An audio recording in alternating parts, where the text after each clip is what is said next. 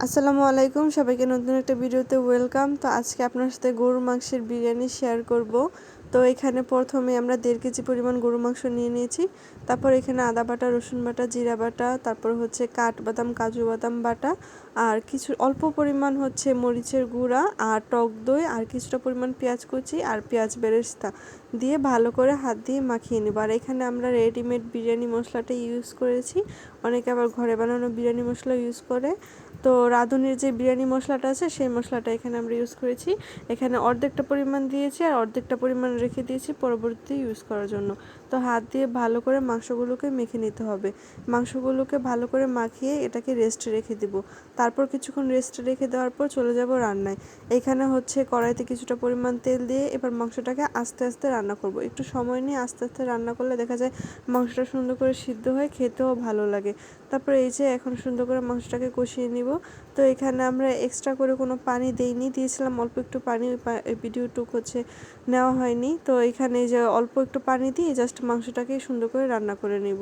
আর মাংস থেকে যেই পানিটা বের হয়েছে বের হওয়া পানি দিয়েই মাংসটা সিদ্ধ হয়ে গেছে। তো এই পর্যায়ে এই যে মাংসটা কিন্তু রান্না হয়ে গেছে, কালারটাও কিন্তু মাশাআল্লাহ অনেক সুন্দর হয়েছে।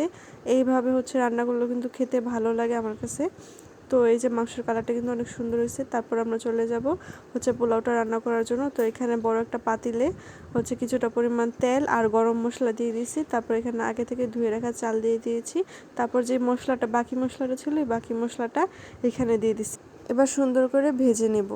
তো এখানে আবার কিছুটা পরিমাণ লবণ দিয়ে দিয়েছি। এবার লবণ দিয়ে ভালো করে সবগুলো চাল একসাথে ভালো করে ভেজে নিব। তারপর এই যে এই পর্যায়ে ভাজা হয়ে গেছে, তারপর আগে থেকে গরম করে রাখা পানি দিয়ে দিছি। তো দেখা যায় গরম পানিটা দিলে চালটা একটু তাড়াতাড়ি সিদ্ধ হয়, সময় কম লাগে। তারপরে এখানে কিছুটা পরিমাণ কাঁচামরিচ দিয়ে দিছি।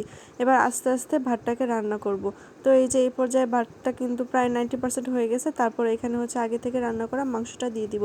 তো এক একজন এক একবার বিরিয়ানি রান্না করেন, আমি একভাবে রান্না করি, অনেকভাবেই কিন্তু বিরিয়ানি রান্না করা যায়। তো আমি যেভাবে রান্না করি সেভাবে আপনাদের সাথে শেয়ার করলাম। তারপর এখানে কিছুটা পরিমাণ কেওড়া জল দিয়ে দিছি, আর উপর থেকে কিছুটা পরিমাণ পেঁয়াজ বেরেস্তা আর একটু গুঁড়া দুধ দিয়ে দিয়েছি। এতে করে কিন্তু খেতে খুব ভালো লাগে। তারপর উপর থেকে আরও কিছুটা কিশমিশ আর পরিমাণ মতো ঘি দিয়ে দিছি। তো ঘি দেওয়ার কারণে কিন্তু বিরিয়ানিটা খেতে অনেক ভালো লাগে। তো এটাকে কিছুক্ষণ দমে রেখে দেবো। তারপরে যে দমে রাখা শেষে যে বিরিয়ানিটা কিন্তু ফাইনালি হয়ে গেছে, মাশাআল্লাহ অনেক সুন্দর হয়েছে, খেতে অনেক মজা হয়েছে। ভাতগুলো কিন্তু ঝরঝরা হয়েছে, কি সুন্দর যে এই পর্যায়ে একটা ঘ্রাণ বের হচ্ছিল সেটা বলার মতো না। তো কে কীভাবে বিরিয়ানি রান্না করেন অবশ্যই কমেন্ট করে জানাবেন। আর এই যে বিরিয়ানির ফাইনাল লুক, খেতে বসে গেলাম। তো ভিডিওটা কার কাছে কেমন লাগছে অবশ্যই কমেন্ট করে জানাবেন। আর কার কার বিরিয়ানি পছন্দ সেটাও কমেন্ট করে জানাবেন। আজকের মতো এই পর্যন্তই। আমি বিরিয়ানি খাই, আপনারা সবাই ভালো থাকেন, দেখা হবে আবার নতুন কোনো ভিডিওতে। সবাই ভালো থাকবেন, আল্লাহ হাফিজ।